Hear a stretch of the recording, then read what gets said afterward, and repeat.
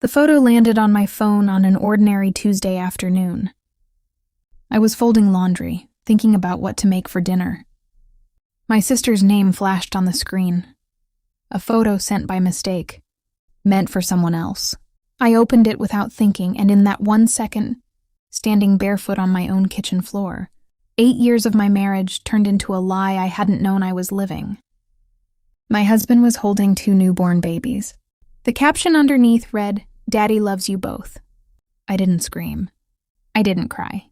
I just stood there, phone in hand, and felt something inside me go completely, permanently still. My name is Vanessa Cole. I'm 37 years old, and I spend my days as a fraud investigator for a regional insurance company, which means I've built a career on finding the one number that doesn't add up, the one story that almost makes sense but doesn't quite. I never thought I'd need those instincts at home. Julian and I got married when I was 29. He was ambitious and easy to love, the kind of man who filled a room without trying. He co-owned a growing architecture firm, and I loved watching him build something from nothing. We used to talk about the family we'd have, how many kids, what we'd name them. It felt inevitable, the way summer follows spring. It wasn't, not for us. We tried for 2 years before seeking help. Then came the appointments, the hormone panels, the vocabulary that started to feel like a second language. 3 pregnancies never made it past a heartbeat on a screen. Each one a private grief I carried mostly alone, because Julian always seemed to recover faster than I did. I blamed my body. I blamed stress, my job, 1 glass of wine before I knew I was pregnant the first time. I blamed everything except the truth, because the truth wasn't something I had access to yet. Through all of it, Julian held my hand in waiting rooms and told me the same thing, like a promise he needed to keep saying out loud to make it real. "We'll get through this together." I believed him the way you believe the sun will rise, without evidence, because the alternative was unthinkable. My sister Paige was always around too. 3 years younger, warm, always available with a hug or a casserole and a call me anytime that I took at face value. She used to tell me she admired my strength. I never once considered that admiration and envy can wear the exact same face. The day the photo came through, Paige called almost immediately after. I picked up without saying a word. "Vanessa," she said, her voice cracking. "I didn't mean for you to find out like this." I hung up. I didn't ask a single question. I didn't need to. 8 years of fraud investigation had taught me one thing above everything else. Once you find the first inconsistency, you don't confront the person who created it. You confirm the full shape of the lie first. So I opened my laptop. I found a family law attorney with the sharpest reputation in the city, a woman named Sophia Reyes, and booked the earliest appointment available. 2 days later, I sat across from her and signed the initial paperwork to begin divorce, proceedings against my husband of 8 years. My hand didn't shake. I remember being almost surprised by that. I didn't tell Julian I knew. I didn't tell Paige. I went home and made dinner like nothing had happened. Because for the first time in years, I understood something with total clarity. I wasn't the one who needed to explain myself, while my husband celebrated the arrival of 2 children with the woman who had once called herself my sister, believing I still knew nothing. I was already 3 steps ahead of both of them. Julian had spent 8 years building a reputation as a devoted husband struggling through infertility right alongside me. That story required maintenance and people busy. Maintaining one story, rarely notice their leaving evidence of another. I started with the credit card statements. We'd kept mostly separate accounts, but there was a joint account for house expenses, buried in months of routine charges. I found 5 separate charges to the same hotel in a suburb neither of us had any reason to visit. Always a Thursday into a Friday. I cross-referenced the dates against my own phone's location history, which I'd honestly forgotten I'd left running. 3 of those dates lined up exactly with weeks. I was recovering from fertility procedures. Weeks. Julian told me he needed to clear his head by staying late at the office. I sat at my kitchen table until nearly 2 a.m, and piece by piece, the last 3 years of my marriage rearranged themselves into something I didn't recognize. Paige had told me more than once that She was simply the one driving Julian to appointments. When I couldn't make it, "I'm just helping out," she used to say, like it cost her nothing.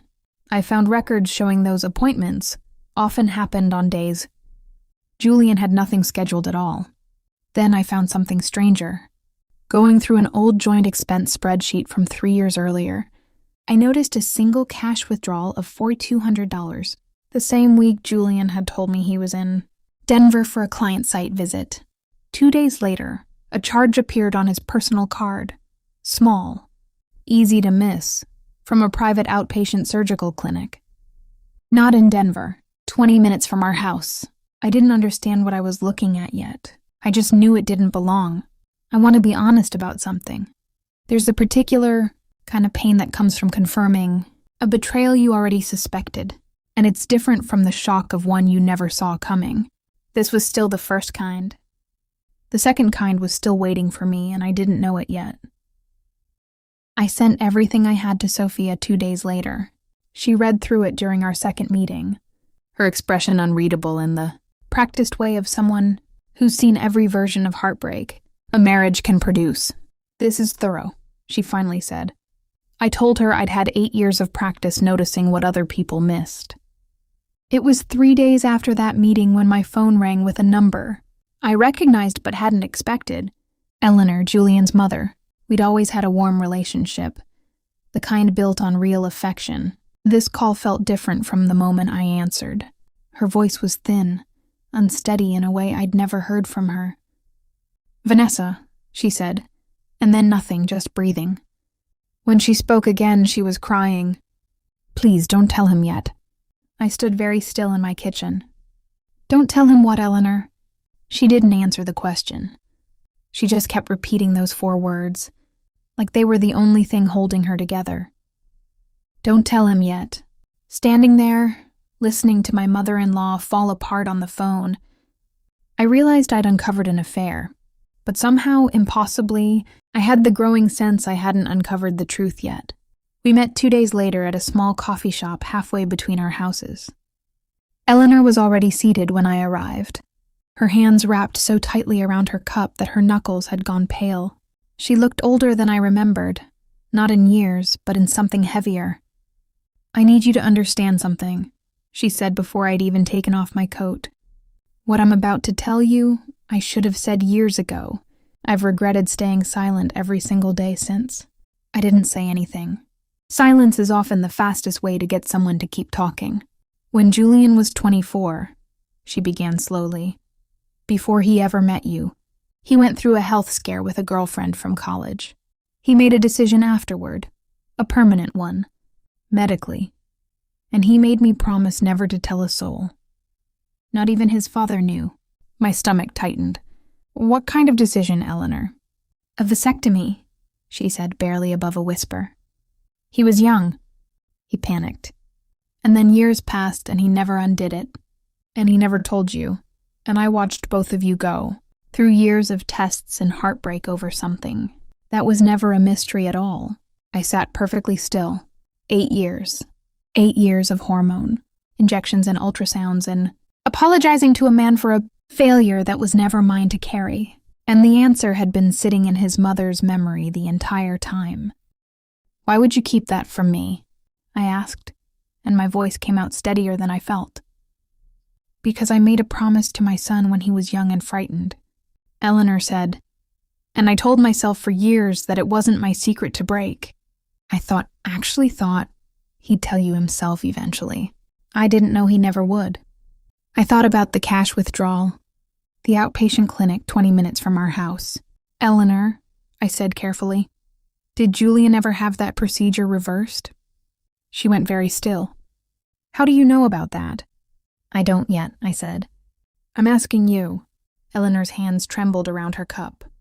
3 years ago he came to me. Said he wanted to try to have it undone. I told him he should tell you before he did anything. He said he would when the time was right. I believed him. Her voice broke. I found the receipt from the clinic in his jacket pocket months later, when I was doing his laundry during a rough patch. I didn't say anything. I told myself it was progress. I told myself he was finally going to fix things with you. I understood then what I was actually looking at. This wasn't a story about an old secret quietly outliving its relevance. Julian had known for certain exactly why we couldn't conceive. And 3 years ago, he had made a deliberate, secret decision to undo that, not for me. For someone else later, when the timing suited him. He didn't reverse it for us, I said quietly. He reversed it to have a family with my sister. Eleanor's face crumpled. I didn't know that part until the photo, Vanessa. I swear to you, I didn't know about Paige until this week. I believed her. That didn't make it easier to sit with. I need to see that receipt, I told her. The actual clinic paperwork, if you still have it. She nodded, wiping her eyes. It's at home, I kept it. I don't know why. Maybe because some part of me always knew this day was coming. I didn't confront Julian that night. I drove home and sat in my driveway for a long time, thinking about every version of my marriage I'd believed in over the years. The hopeful version, the grieving version, the betrayed version I'd been living in for 2 weeks. None of them had been the complete truth. Now I was holding the piece that changed the meaning of everything else. I didn't hear from Julian for almost 2 weeks after I filed the paperwork. He was staying with Paige, wherever that was, playing house with 2 infants, and a secret that was about to catch up to him faster than he expected. It was Eleanor who called me on a Thursday evening, her voice tight with dread. Julian's coming home tonight, she said. He wants me to meet the babies properly. He's bringing Paige. I understood what that would take from her. Eleanor, you don't have to do anything you're not ready for. I've hidden this for 8 years, she said quietly. I think it's time I stopped. She told me everything afterward, in enough detail that I could picture it clearly. Julian arrived first, easy and confident as always. Paige followed with a baby carrier in each hand, her face arranged into something between apology and pride. Mom, Julian said, gesturing toward the twins. You're finally a grandmother. Eleanor told me the room went very quiet. She looked at those 2 small faces and something inside her gave out. 8 years of holding this in, of convincing herself she was protecting her son, collapsed the instant she saw those babies in his arms. Because she knew, better than anyone in that room, exactly what those babies meant, and exactly what they didn't erase. Mom, what's wrong? Julian asked, his smile faltering. You didn't tell her, Eleanor whispered. Vanessa, you never told her. Julian went still. Paige, standing behind him with 1 baby in her arms, went pale in a way that told Eleanor something important. Paige didn't know either. Tell me what? Julian asked, his voice already sensing the ground shifting. Eleanor didn't answer right away. She walked into the study, knelt in front of a small fireproof safe she'd kept for exactly this moment, and pulled out a worn envelope. Inside was the original surgical consent form from when Julian was 24, and beneath it, the reversal clinic, receipt from 3 years ago, the one she'd found in his jacket pocket and never mentioned. She carried it back to the living room and laid it on the coffee table. Julian picked up the original consent form first. Eleanor watched his eyes move across it slowly, then faster, then slower again, as the meaning rearranged something fundamental about the last 8 years of his life. This says, he started, then stopped. Mom, I know what this says. I signed it. I know, Eleanor said softly. I've known the whole time. I watched you let her think it was her fault, Julian. 8 years. She apologized to you. She cried and apologized, and you let her. Paige, standing across the room, had gone very quiet, the baby settling against her shoulder. Eleanor said she watched something shift across Paige's face as the second half of the truth arrived. The reversal Julian had gotten 3 years ago hadn't been a fix for his marriage. It had been preparation for her. Julian, Paige said carefully, you told me this was always the plan. You told me it just happened. You didn't tell me you had this fix 3 years ago and never told your wife. He didn't answer her. He was staring at his mother, something raw building behind his eyes. You knew, he said. You knew, and you let me watch her go through everything, thinking it was her body failing us. I was trying to protect you, Eleanor said, her voice breaking. I know that's not an excuse. Protect me from what?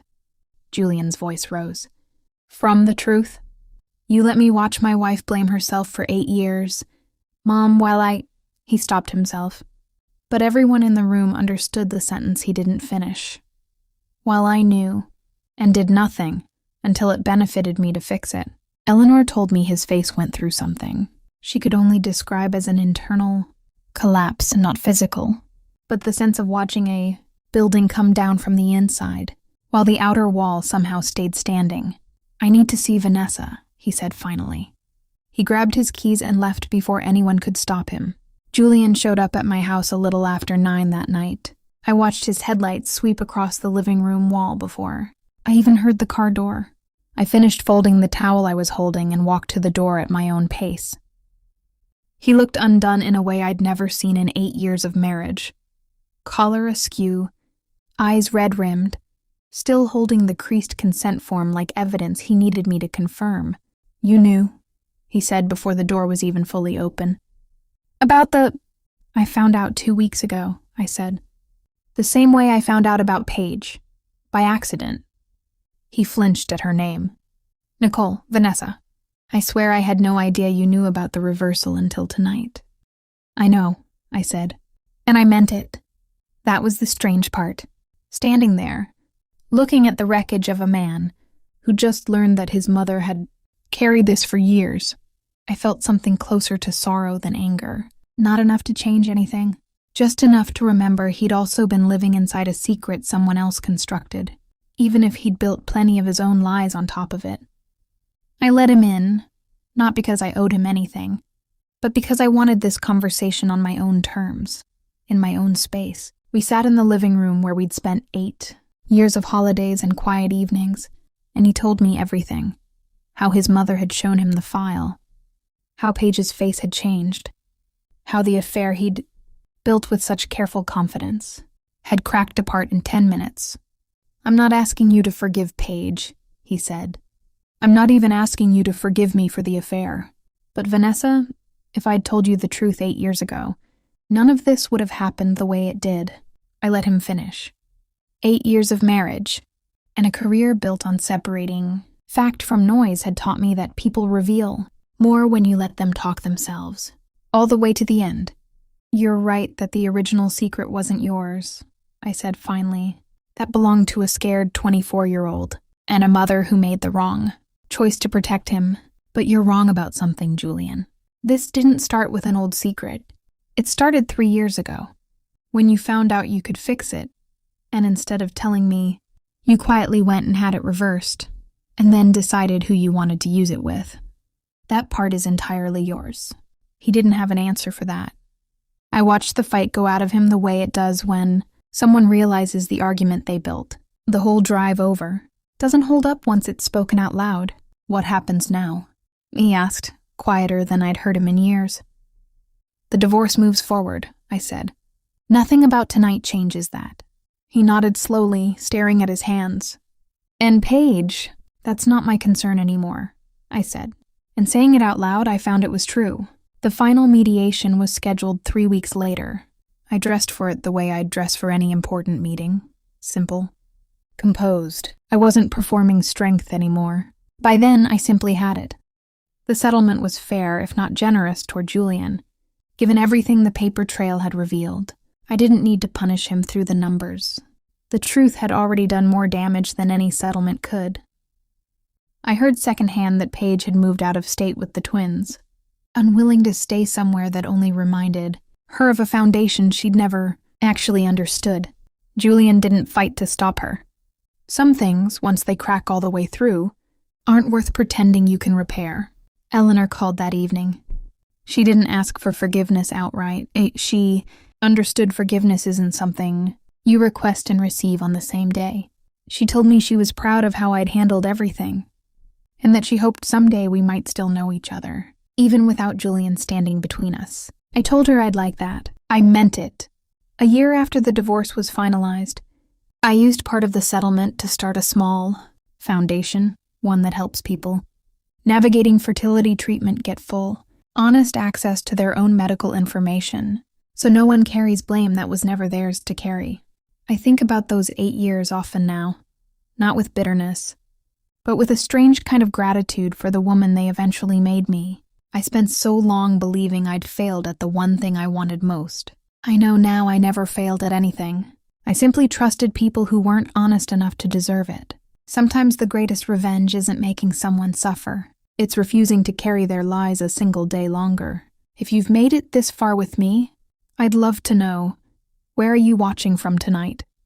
And do you think Vanessa ever let someone new in? Or do you think she's already found everything she needs on her own? Subscribe if you want more stories like this one. There's always another chapter waiting. This story is a work of fiction created for entertainment purposes. All names, characters, and events depicted are entirely fictional.